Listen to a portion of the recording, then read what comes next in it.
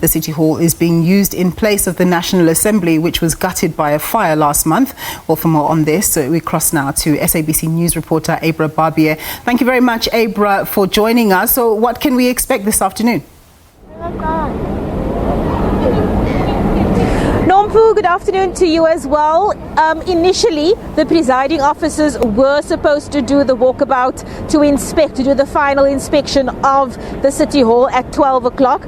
We were informed about 30 minutes ago that has now been rescheduled. It's been moved to 4 o'clock this afternoon, but President Cyril Ramaphosa will be joining them, and I assume that soon after the walkabout, they will be giving an informal briefing to members of the media. Where I'm standing right now, of course, I am at the very well-known, the infamous Grand Parade in Cape Town, and behind me, that is the City Hall, of course, one of the historical buildings in Cape Town.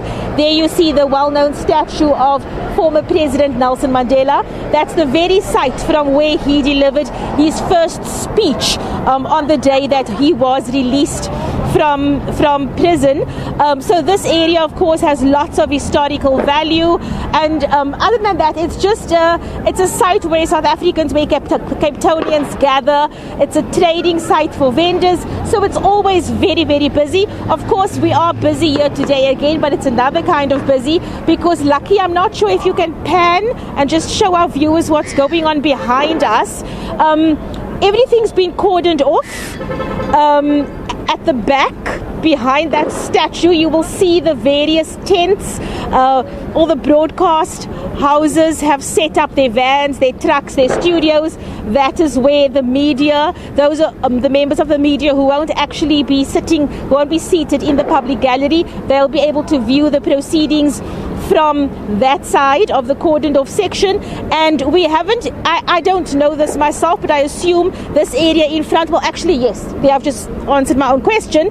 There we see the red carpet, so that is where the pomp and ceremony, and I suppose the fashion parades will be taking place on the red carpet as MPs enter the National Assembly. So that's what's happening at the moment. Final touches, cables are being laid, jib cameras are being set up, the technical guys are very busy. Of course, this is their area of expertise, to make sure that we will be able to broadcast to you, to make sure that journalists have access to internet, to sound, so that the nation, of course, can also be part of this very important address tomorrow, in which President Cyril Ramaphosa will be outlining government's plans for the year going forward. Nompu? Indeed. Abra, you do indicate that area where you are is an area where a lot of tradespeople and entrepreneurs run their businesses, but I understand that they've had to be relocated. How do they feel about this, and are they going to get the kind of foot traffic that they're used to where they've been relocated? Nompu, what we have been told by the presiding officers, look, this SONA, it's not just going to happen tomorrow on the 10th.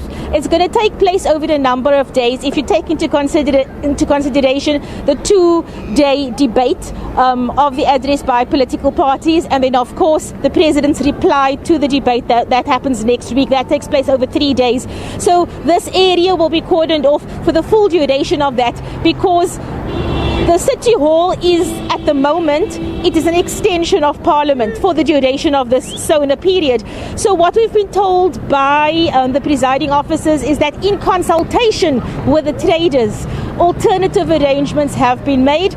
And yes, Cape Town, this is like the city centre. This area of Cape Town, the section of Cape Town, is generally very, very busy. The market areas, people are always looking for areas to set up markets. So the areas that have been allocated, they should be generating, because of course this will be blocked off. So there won't be foot traffic over here. So people will have to divert. So they will be diverted to those areas as well. And we just hope, of course, that traders will be able to ply their trade and still be able to make their daily allowance. Taxis and buses also operate from this area. Being the city centre, obviously loads of people come in from the Cape Flats, from the outlying areas, to come to work here in the city centre. So they will still be able to come into town to get to their various places of work, because the taxis and the buses which are stationed also behind us, they will be operating as normal. Right now we still have traffic.